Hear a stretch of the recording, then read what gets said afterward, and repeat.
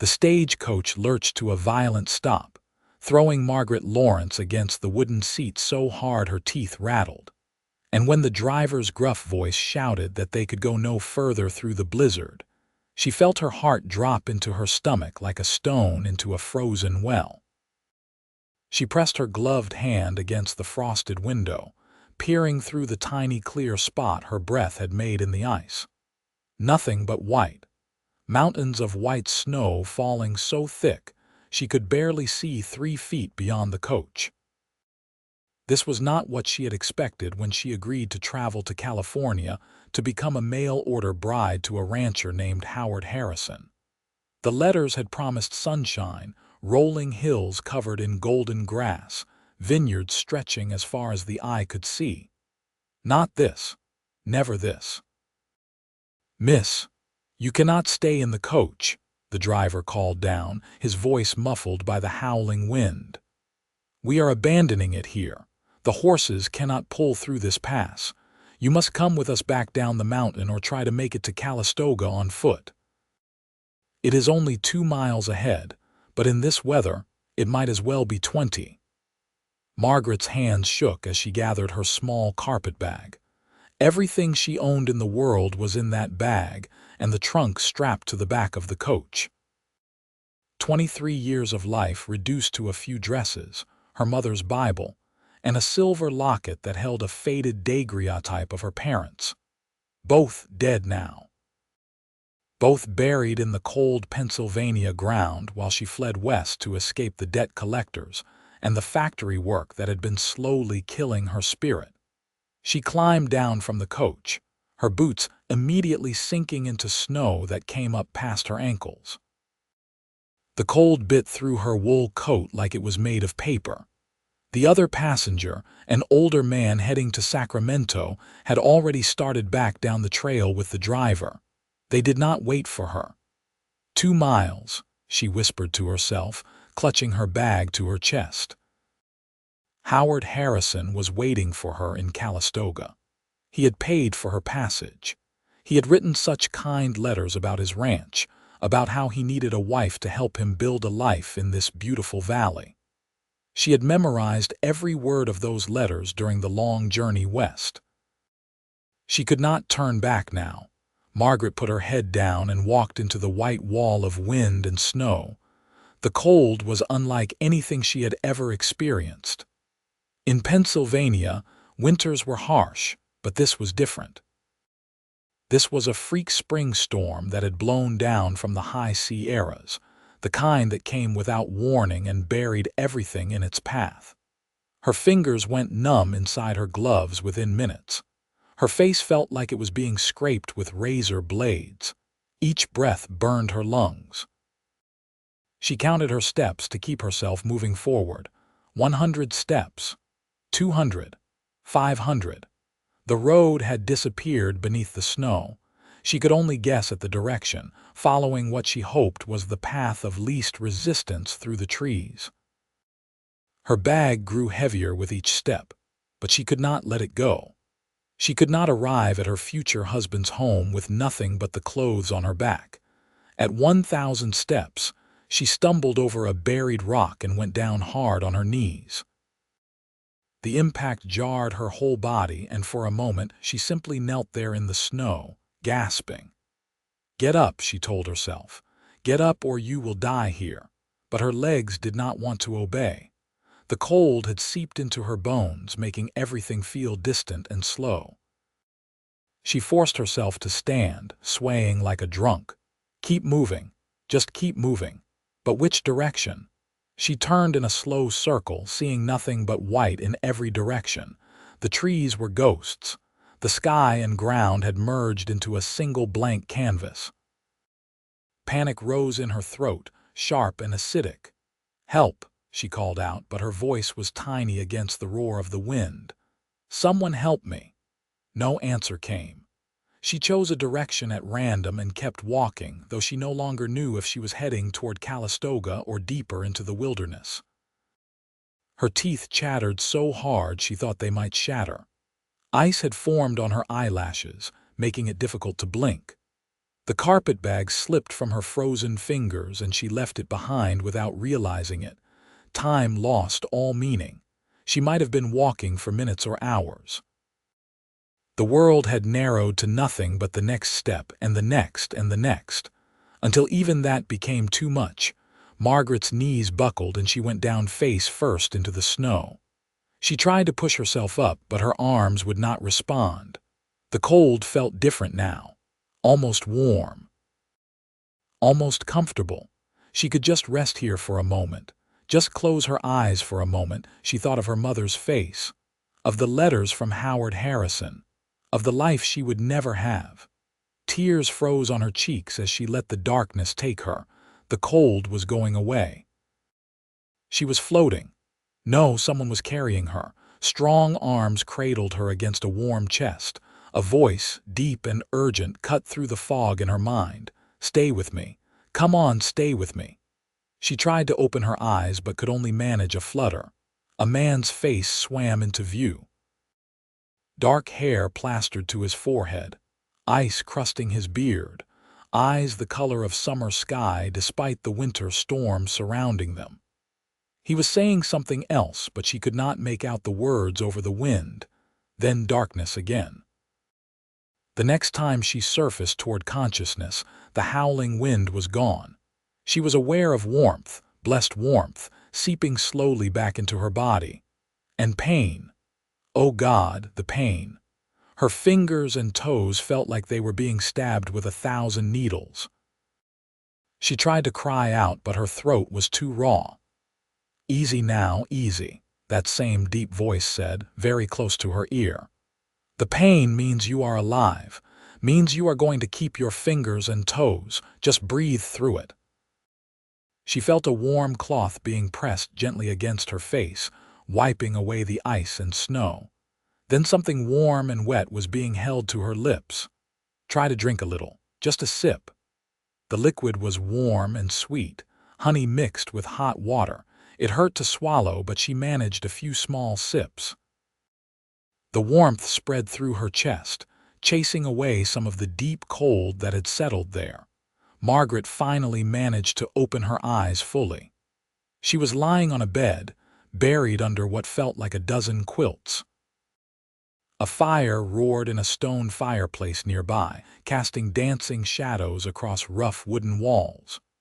The room was small but sturdy, a single-room cabin with a table, 2 chairs, some shelves, and the bed she was in. Drying herbs hung from the rafters, filling the air with the scent of sage and something else she could not identify.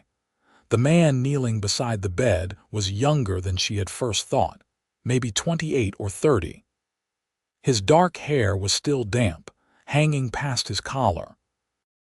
He had changed out of his wet clothes into a dry shirt and pants, but she could see he was still shaking slightly from his own exposure to the cold. His eyes met hers and something in them made her breath catch. Concern, yes, but also something else. Relief, perhaps. "You are safe now," he said quietly, and the words settled over her like a benediction. "Where am I?" Her voice came out as barely more than a whisper. "My cabin. About a mile outside Calistoga. I was trying to get my horses into the barn before they froze when I saw something dark in the snow. At first I thought it was a deer that had collapsed, but when I got closer I saw it was you." He shook his head. "Another 10 minutes and you would have been gone. What in God's name were you doing out in that storm?" "The stagecoach," she managed. "It could not get through." "The driver said Calistoga was only 2 miles ahead. I thought I could make it. In this blizzard. That was foolish." His voice was stern, but his hands were gentle as he tucked the quilts more securely around her. "What is your name?" "Margaret Lawrence. I am supposed to meet Howard Harrison. He is expecting me." Something flickered across the man's face at the mention of that name, but it was gone too quickly for her to read. "Harrison's mail-order bride. I heard he had sent for someone. I am Henry Hawkins. I have the ranch that borders his to the north. I need to get to him." "He will be worried." She tried to sit up, but her body refused to cooperate. Everything felt heavy and distant. Henry pressed her back down with a firm but careful hand on her shoulder. "You are not going anywhere today. That storm is still raging outside. Even if it was not, you need to rest. You nearly froze to death. Your body needs time to recover."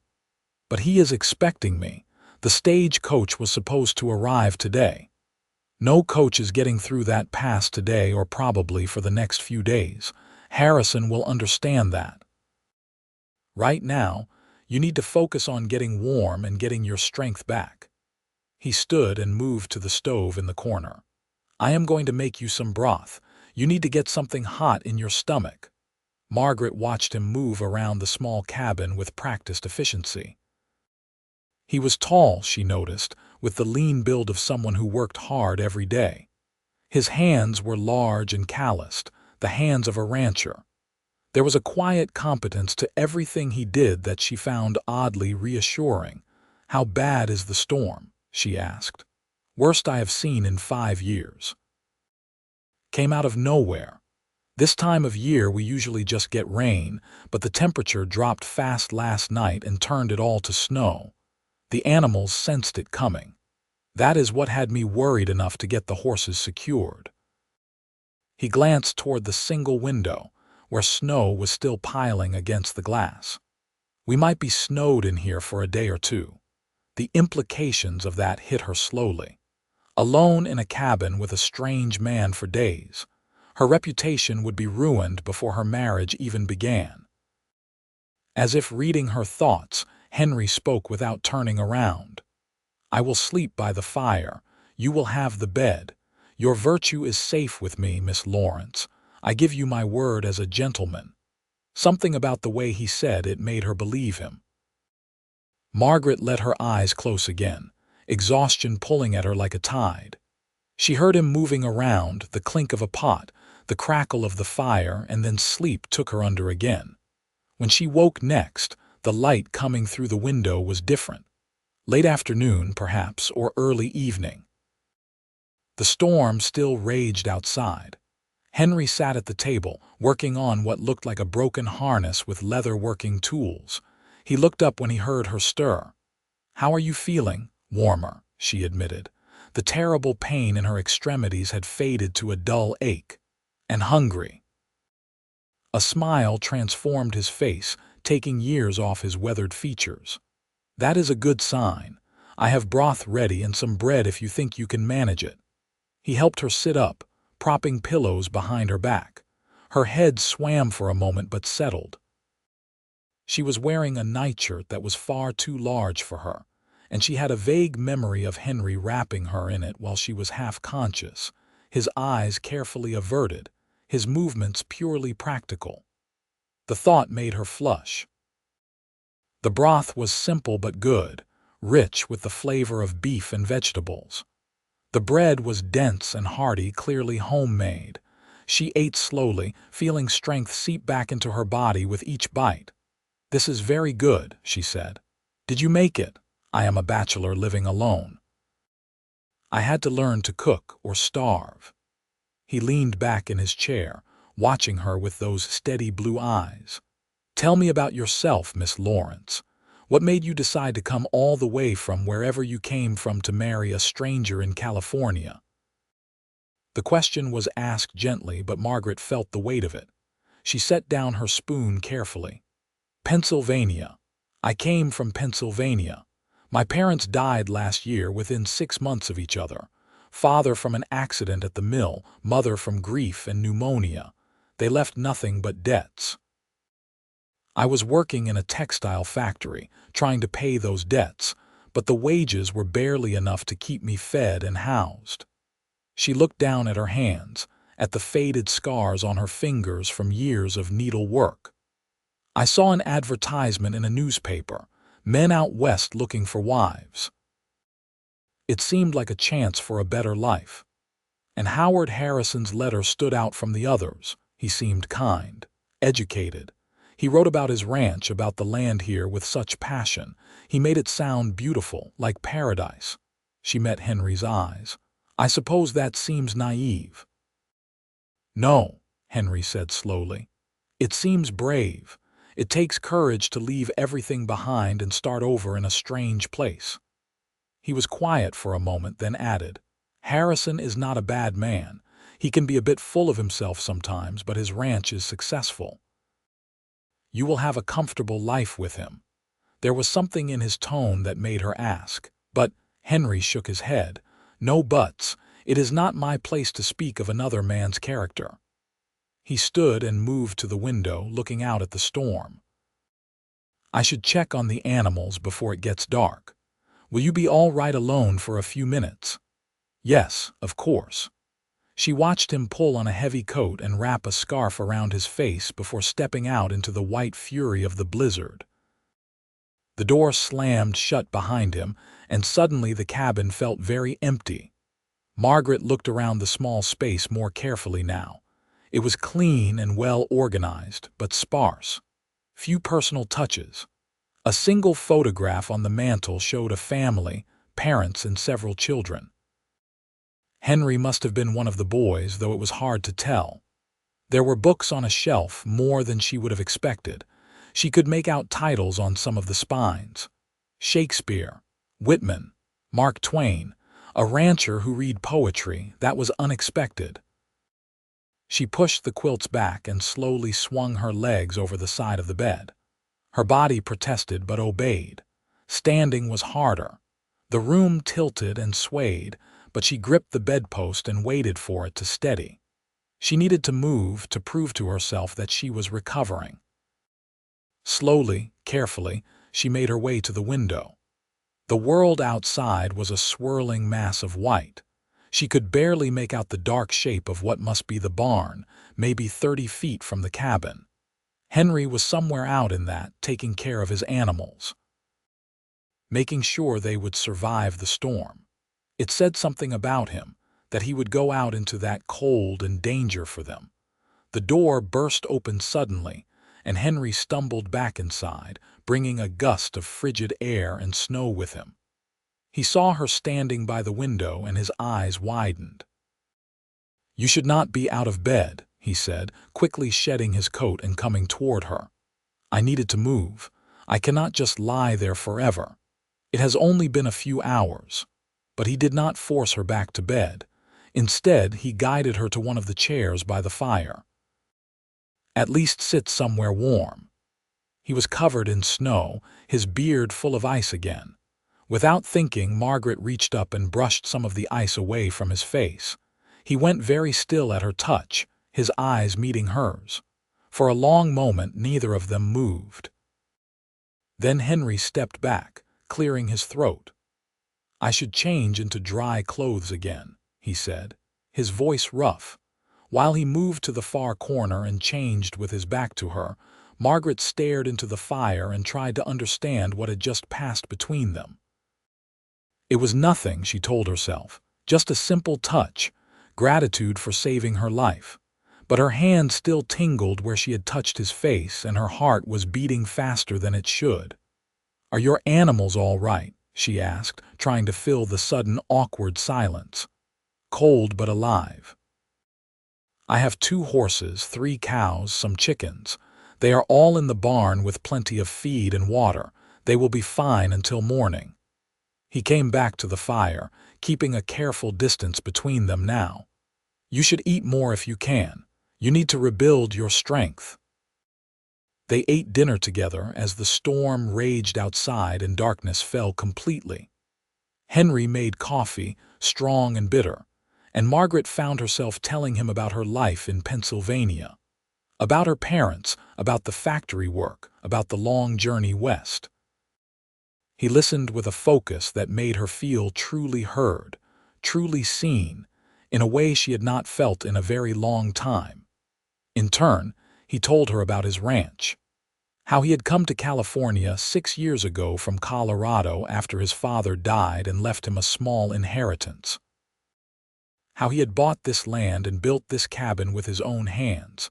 How he raised cattle and broke horses, selling them to the other ranchers in the valley and to the army fort up north. "It is a hard life," he admitted. "Lonely sometimes, but it is mine. I am beholden to no one. I answer to no one but myself. Is that why you never married? The question slipped out before she could stop it, and she immediately felt her cheeks heat. I apologize, that was too personal. No, it is a fair question. Henry stared into his coffee cup. I came close once, back in Colorado. Her name was Sarah, but her father did not approve of me. I was just a ranch hand then, with no property and no prospects. He married her off to the son of another rancher, a man with money and land. His jaw tightened. I swore then that I would make something of myself, that I would build something that no one could take away from me. So I came here and did just that. You still think of her, sometimes, less and less as the years pass. He looked up at her, and there was something raw in his eyes. Eventually, you realize that what you lost was not what you thought it was, that maybe it was not meant to be yours in the first place. Margaret thought about that as she lay in bed later, listening to the storm and to Henry's breathing from his bedroll by the fire.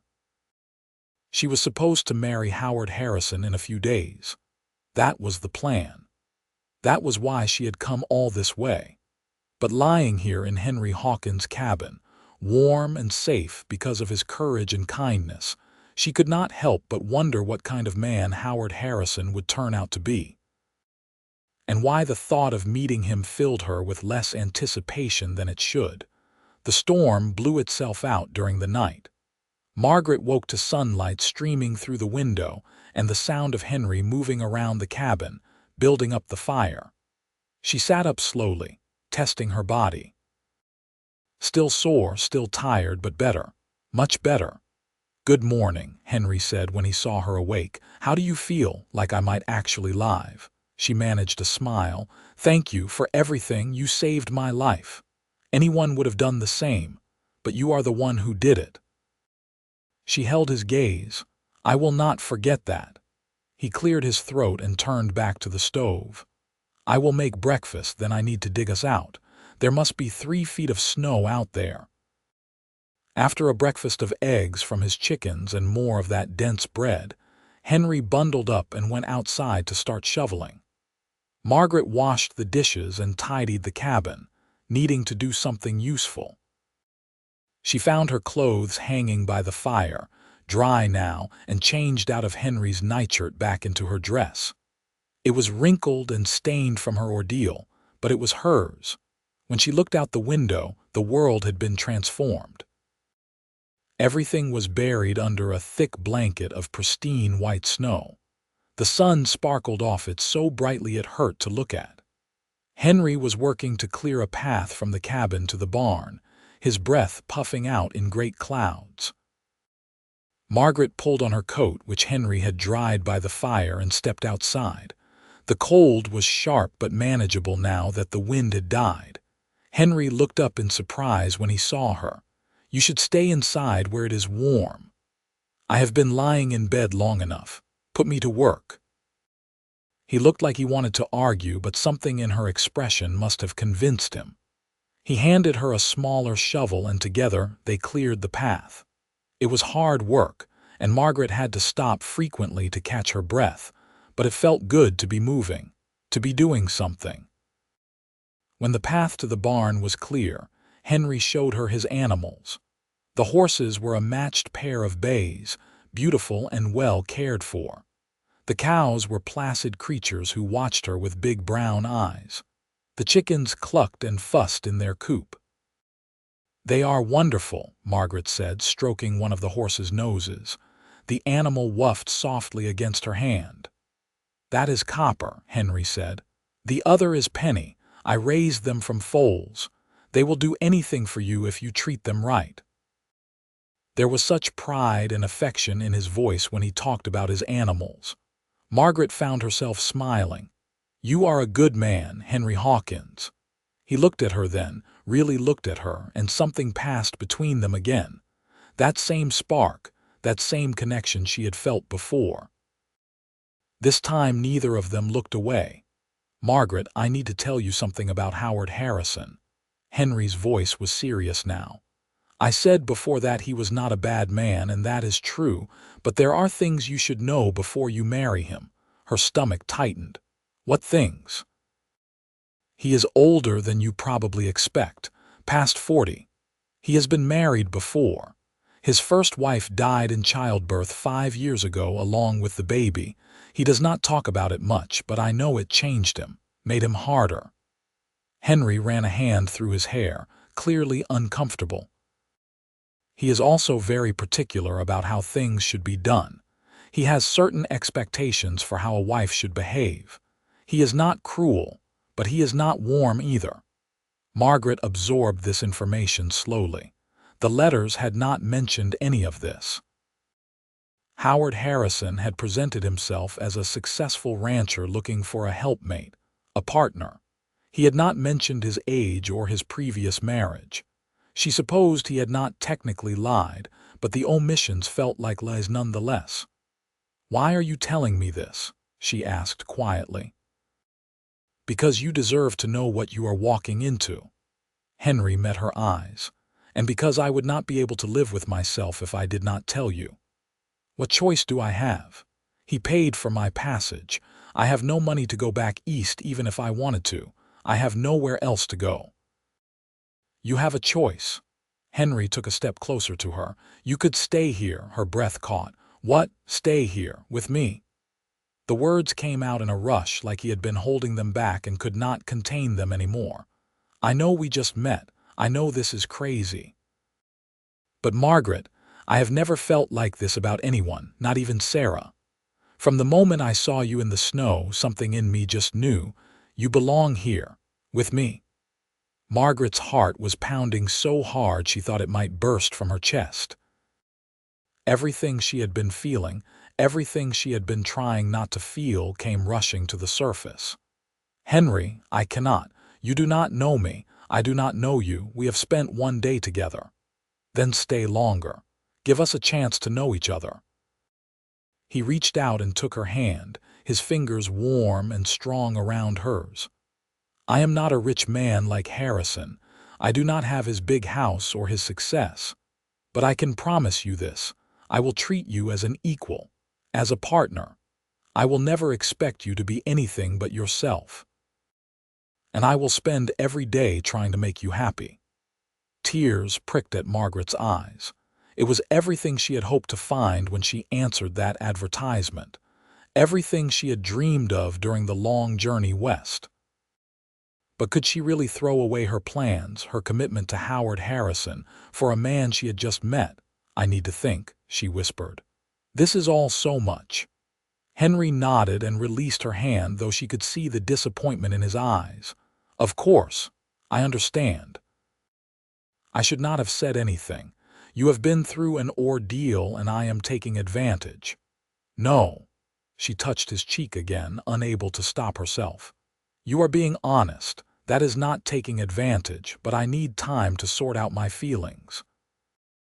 To figure out what is real and what is just gratitude for saving my life." "How much time?" "I do not know. Can you take me to Howard Harrison's ranch today? Let me meet him at least. Let me see for myself what kind of man he is. Then I will know what to do." Henry's jaw tightened, but he nodded. "The snow will be hard to get through, but if we take the horses we can make it. I will take you this afternoon." They worked together in tense silence after that, feeding the animals and hauling water from the well that Henry had to dig out from under the snow. Margaret's mind was spinning. She kept looking at Henry when he was not watching, memorizing the line of his jaw, the way his hair fell across his forehead, the strength in his hands. She imagined what it would be like to stay here in this cabin, to build a life with him. It was not hard to imagine. It felt right in a way that terrified her. After a simple lunch, Henry saddled both horses. He helped Margaret up onto Penny, and she was grateful for all the times her father had let her ride the old plow horse back home. She was not an experienced rider, but she knew the basics. The journey to Howard Harrison's ranch took nearly 2 hours through the deep snow. The landscape was breathtaking. rolling hills and scattered oaks all dressed in white. In the distance, she could see the mountains where she had nearly died. They looked peaceful now, beautiful even. Hard to believe they had been trying to kill her just yesterday. Howard Harrison's ranch was impressive. The main house was a sprawling two-story structure, freshly painted, with a wide porch that wrapped around 3 sides. There were multiple outbuildings, a large barn, corrals full of cattle even in winter. Everything spoke of success and prosperity. Henry helped her down from the horse and they walked to the front door together. Before Henry could knock, the door swung open to reveal a man who matched what Henry had described. Howard Harrison was in his mid-40s, tall and broad-shouldered, with graying hair and a neatly trimmed beard. He was handsome in a weathered way, but his eyes were cold, calculating. Those eyes swept over Margaret, assessing her like one might assess a horse at auction. Then they moved to Henry, and something hard entered them. "Hawkins, what are you doing here?" His voice was deep, commanding, with an edge of suspicion. "I brought your bride, Harrison. She was on the stagecoach that got caught in the storm. I found her collapsed in the snow near my property. She stayed at my cabin until the storm passed." Harrison's eyes narrowed as they moved back to Margaret. "You stayed at his cabin, alone with him?" "I would have died if he had not found me," Margaret said, lifting her chin. "He saved my life and was nothing but a perfect gentleman. I am sure he was." Harrison's tone suggested he believed otherwise. "Well, come in then. Hawkins, you can go." "I want to make sure Miss Lawrence is settled and comfortable," Henry said, his voice carefully neutral. "She is with her intended husband now. She is my responsibility." Harrison stepped back, holding the door open for Margaret but making it clear Henry was not welcome. "Thank you for bringing her. You can send me a bill for any expenses you incurred." The dismissal was clear. Henry looked at Margaret, his eyes searching hers. She could see the question there, the hope. She gave him a small nod, trying to convey that she would be all right, that she needed to do this. His jaw tightened, but he nodded back and turned to leave. "Henry," she called after him. He stopped and looked back. "Thank you for everything." "Anytime, Margaret, anytime." Then he was gone, riding away through the snow, and Margaret was alone with Howard Harrison. The inside of the house was as impressive as the outside. Expensive furniture, thick rugs, paintings on the walls. But it felt cold somehow. Empty. Howard led her into a sitting room and gestured for her to take a seat on a velvet settee. "I apologize for the awkward beginning," he said, sitting across from her in a high-backed chair. "I was quite worried when the stage did not arrive. But Hawkins should have known better than to keep you at his cabin overnight. Your reputation may be damaged." "What choice did he have? Leave me to die in the snow? Of course not. But he could have brought you here as soon as he found you." "My ranch is not that much further from where he found you than his cabin is." Margaret thought about that. Was it true? She did not know the geography well enough to judge, but even if it was true, Henry had been fighting a blizzard. He had taken her to the closest shelter, which happened to be his own cabin. That seemed reasonable to her. "Mr. Harrison, may I be direct with you?" His eyebrows rose slightly. "Please. We are to be married, after all. We should be honest with each other." "Why did you not mention in your letters that you were previously married? Or that you are more than 20 years older than me?" A flash of annoyance crossed his face before he smoothed it away. "I did not mention my previous marriage because it is a painful subject and not relevant to our future together. As for my age, I did not think it mattered. I am a healthy man, wealthy, able to provide for you. Most women would consider those qualities more important than youth. Most women would also appreciate honesty. I was not dishonest, Miss Lawrence. I simply did not volunteer every detail of my life in a letter to a stranger." His voice was cool now, controlled. "Just as I imagine you did not tell me every detail of your life in Pennsylvania." That was fair, she supposed. She had not mentioned how desperate she had been, how close to starvation at times. They had both presented idealized versions of themselves. But sitting here now, talking to him, Margaret felt none of the connection she had felt with Henry. Howard Harrison looked at her like she was a solution to a problem, not a person. "I need to know something else," she said. "What are your expectations for a wife?" "I expect loyalty, obedience, and competence in running a household. I have a woman who comes to cook and clean now, but when we are married, those will be your duties. I expect you to manage the house, to be a gracious hostess when I entertain business associates, and eventually to give me children. Sons, preferably. And what can I expect from you as a husband?" He looked taken aback by the question. Security, comfort, a position of respect in the community as Mrs. Howard Harrison, a good home. Is that not enough? What about partnership, companionship, affection? "I am not a demonstrative man, Miss Lawrence. I will treat you with respect and provide for you well. That is what a marriage is, a practical arrangement for mutual benefit." He leaned forward slightly. "I am too old for romantic foolishness. I need a wife who understands that." Margaret felt something crack inside her chest. This was not what she wanted. Not at all. But what choice did she have? Henry's offer was tempting, so tempting, but could she really trust feelings that had developed in less than 2 days? Was she just being swept up in the drama of her rescue, in gratitude and proximity? "I would like some time to think," she said quietly. "This is all very sudden. I nearly died yesterday. I am not in the right frame of mind to make important decisions." Howard's eyes went hard. "You agreed to marry me, Miss Lawrence. I paid for your passage from Pennsylvania. That was not an insignificant expense. I expect you to honor your commitment. And I intend to. I just need a few days to recover and to be certain. You must understand that. What I understand is that you spent the night alone with Henry Hawkins, and now you are having second thoughts. That man has been a thorn in my side since the day he arrived in this valley. Always trying to expand his pathetic little ranch, always trying to prove he is as good as the established ranchers, and now he is trying to steal my bride. He is not stealing anything. He offered me a choice, yes. But I am here, am I not? I am talking to you, trying to understand what kind of marriage we would have, the kind where you do as I say."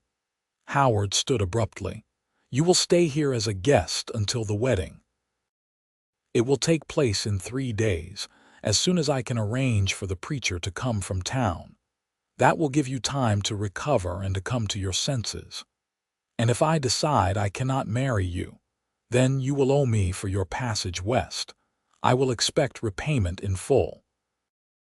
We can discuss terms, perhaps a period of service as a housekeeper until the debt is settled." His smile was not kind.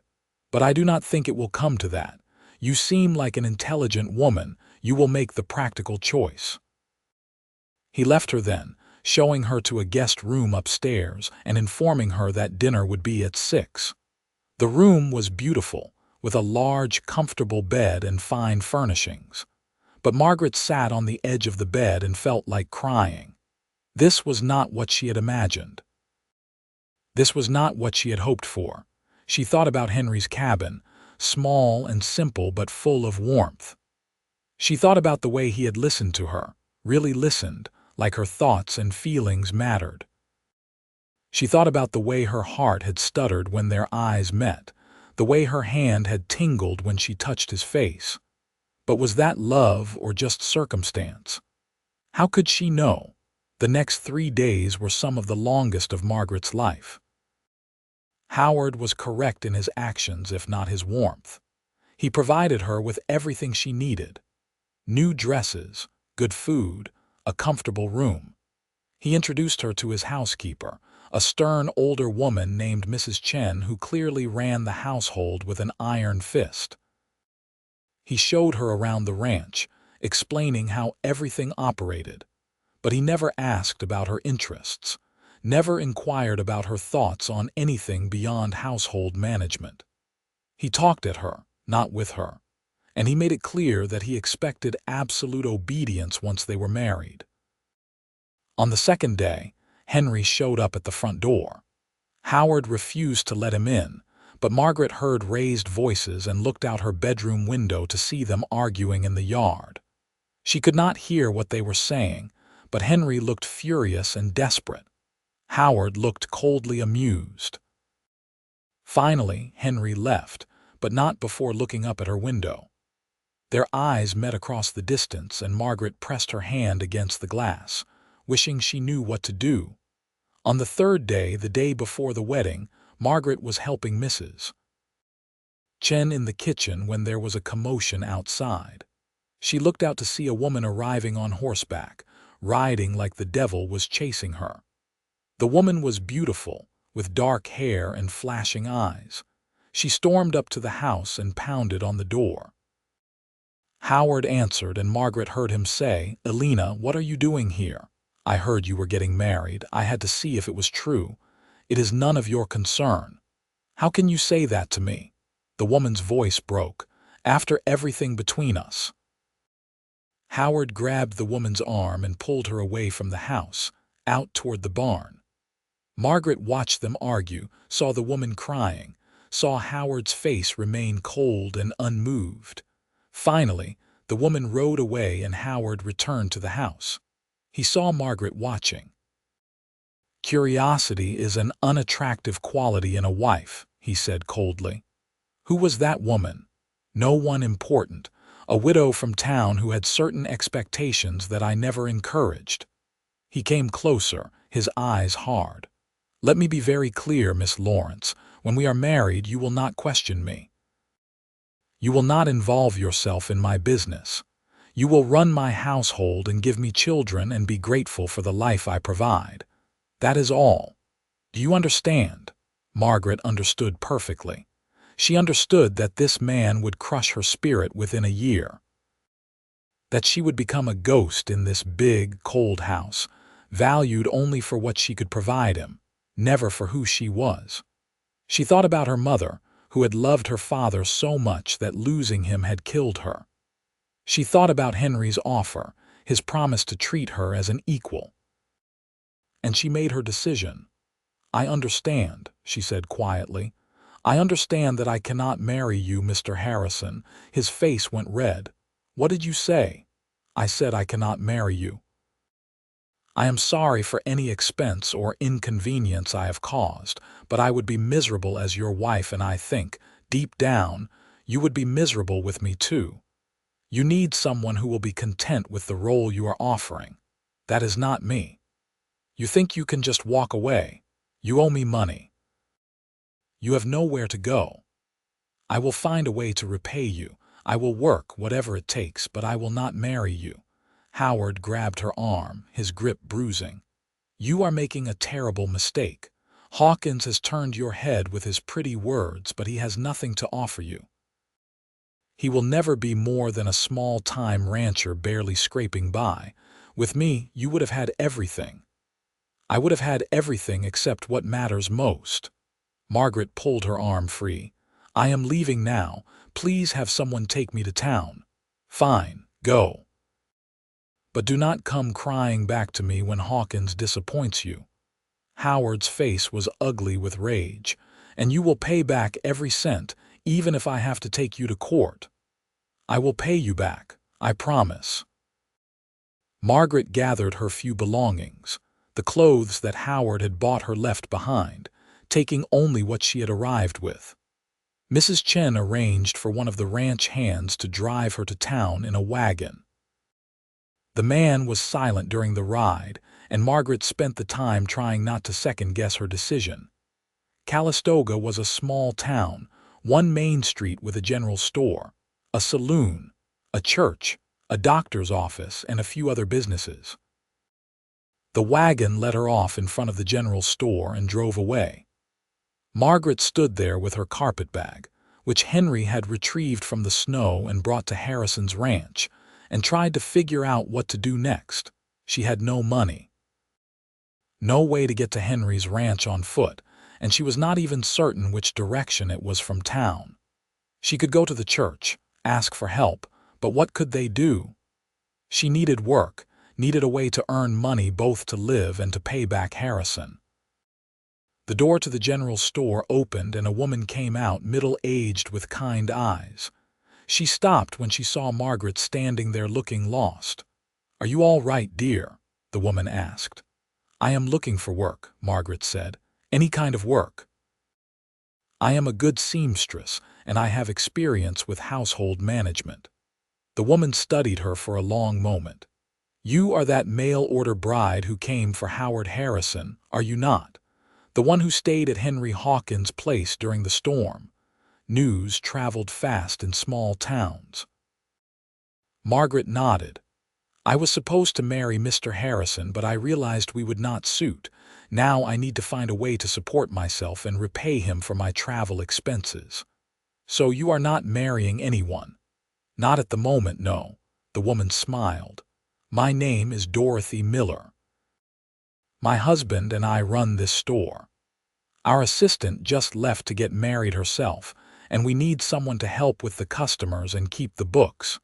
It does not pay much, but we have a room above the store you could use. Would that interest you?" It was like a miracle. Margaret felt tears prick her eyes. Yes, it would interest me very much, thank you. Come on inside and we will discuss the details." The job was not glamorous. She would work 6 days a week, helping customers, stocking shelves, managing inventory, and keeping the account books. The pay was modest but fair.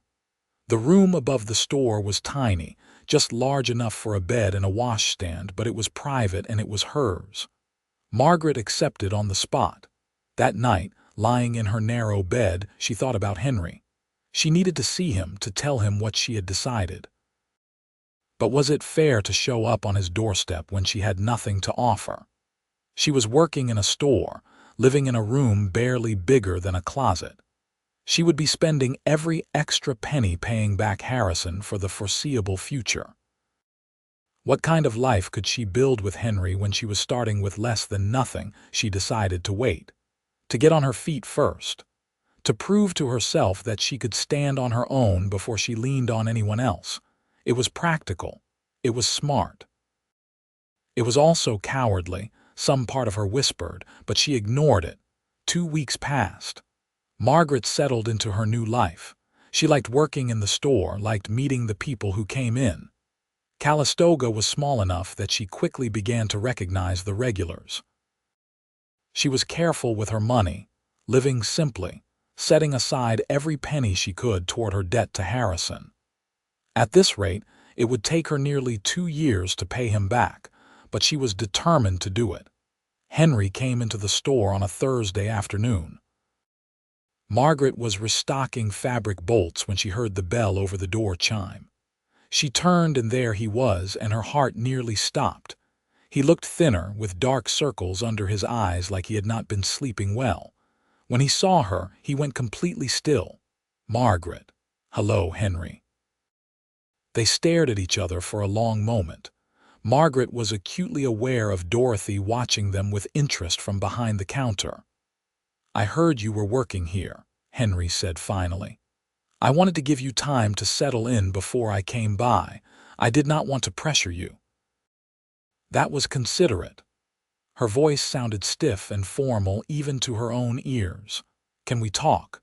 "Somewhere private." Margaret looked at Dorothy, who made a shooing motion. "Go on, dear. Take your break. I can manage here."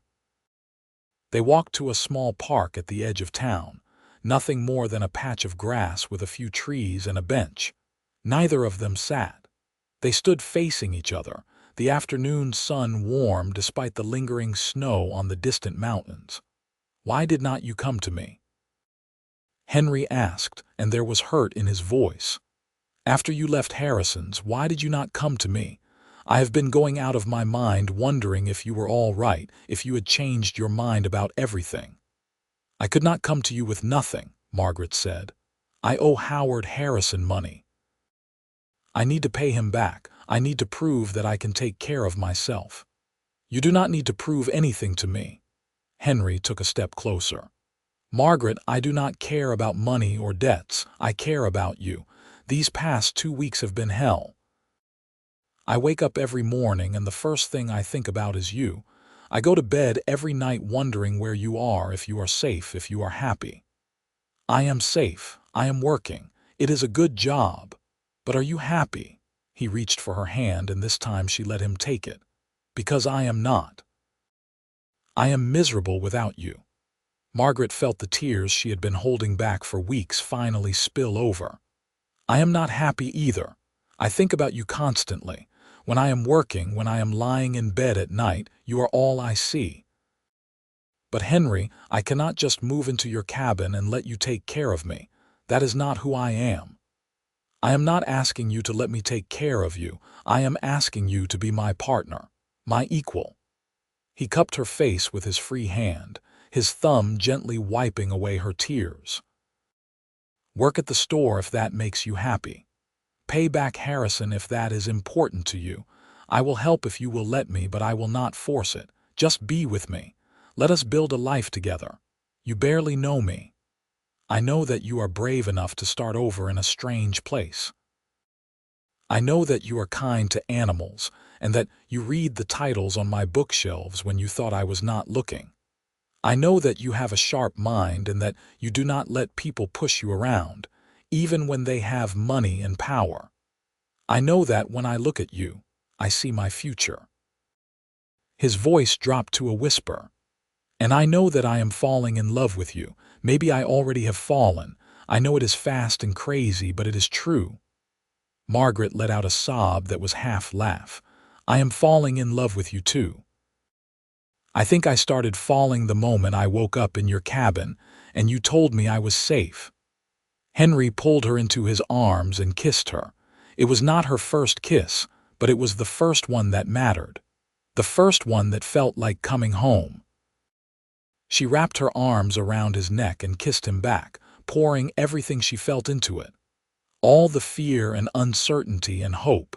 When they finally pulled apart, both breathing hard, Henry rested his forehead against hers. Marry me.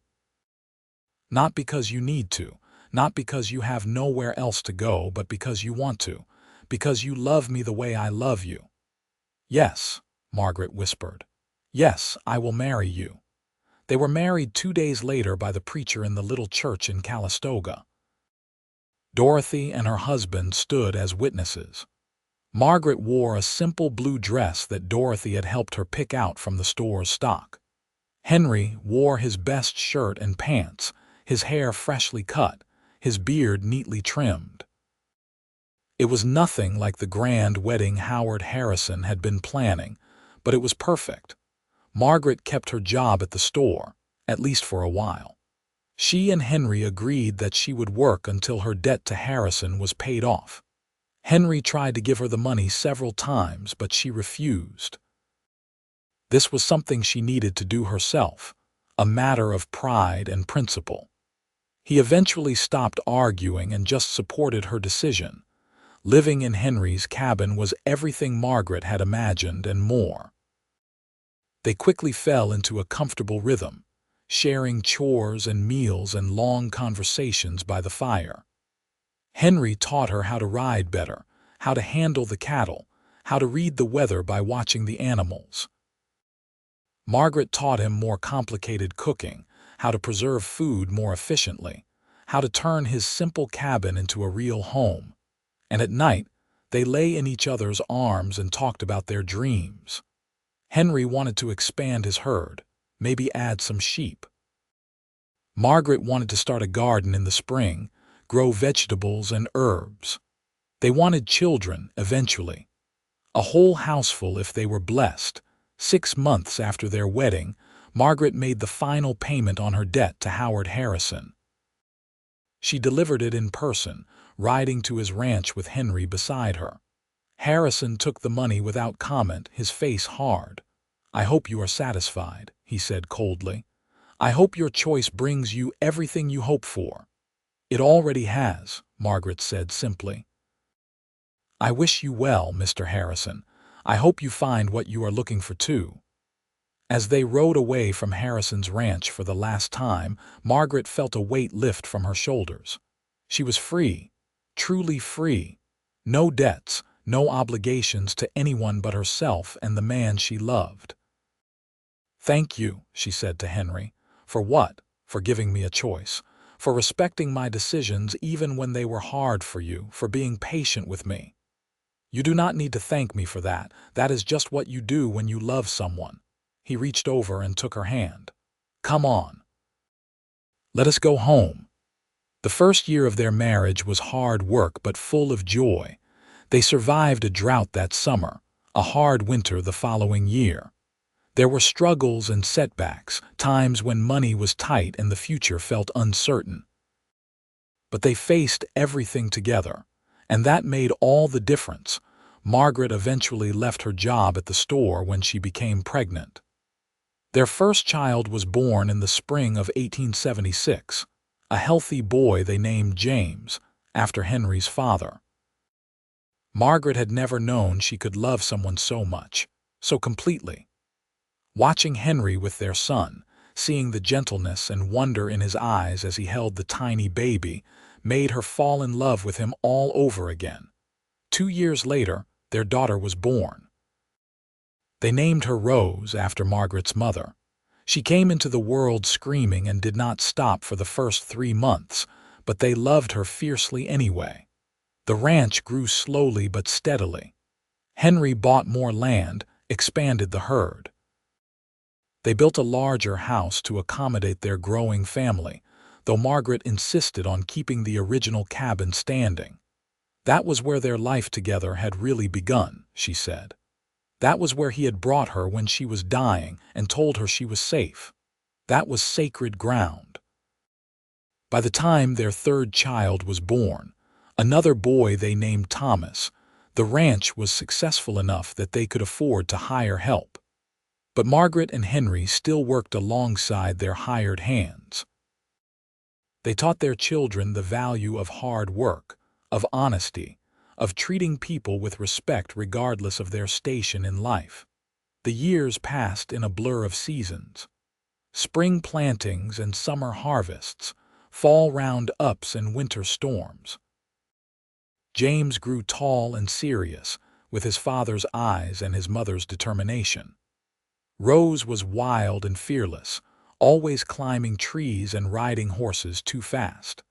Thomas was the gentle one, the peacemaker, always bringing home injured animals for his mother to nurse back to health.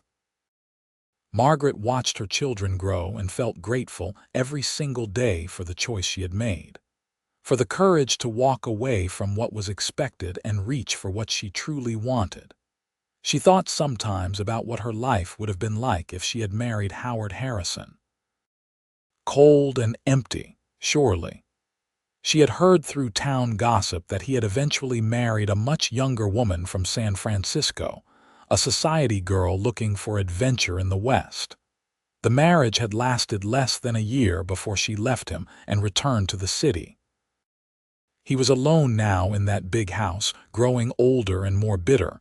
She felt sorry for him, but only distantly. That could have been her life, but it was not. Instead, she had this: a home full of love and laughter, children who were healthy and happy, a husband who still looked at her like she was the most beautiful woman in the world, even after years of marriage and the toll of hard work and childbearing on her body.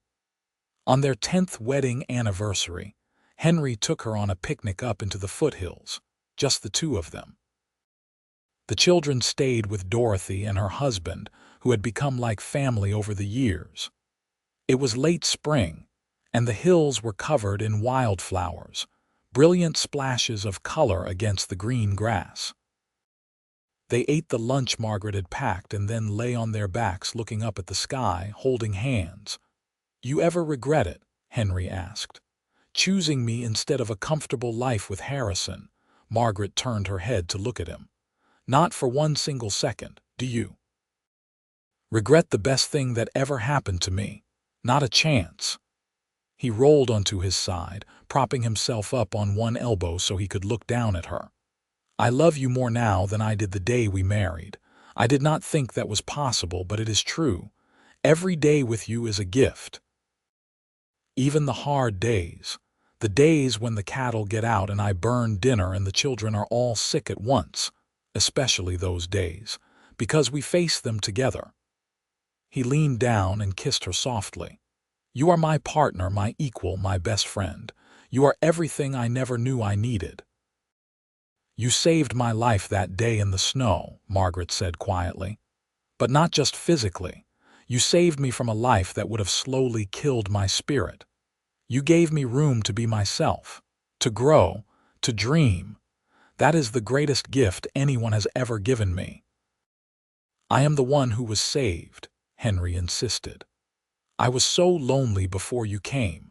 I had my land and my animals and my pride, but I had no one to share it with. You made everything mean something. They made love there in the grass under the open sky, tender and passionate and familiar all at once. Afterward they lay tangled together, content and happy. In the distance, they could see their ranch spread out below them, the house and barn and corrals, the life they had built together. I want to grow old with you, Margaret said.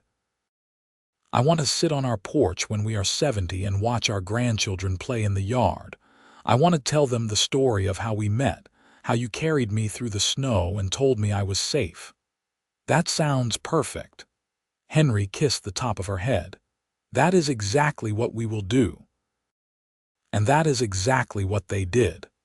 The years continued to pass, each one bringing new joys and new challenges. They faced them all together, their love deepening and maturing like wine. Their children grew up and had children of their own.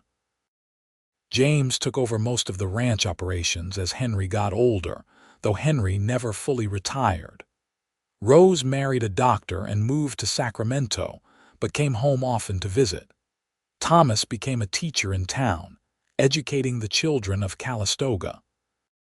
By the time they reached their 30th anniversary, Henry and Margaret were grandparents 5 times over. They did indeed sit on their porch, just as Margaret had imagined, watching the grandchildren play while James and his wife ran the ranch that had grown into one of the most successful in the valley. One evening, as the sun set over the mountains in a blaze of orange and gold, Henry took Margaret's hand just as he had done so many times over the years. "Tell me again," he said. "Tell me how we met." Margaret smiled. She had told this story countless times to their children and grandchildren, but she never tired of it. "I was dying in the snow, lost and freezing and ready to give up, and then you found me.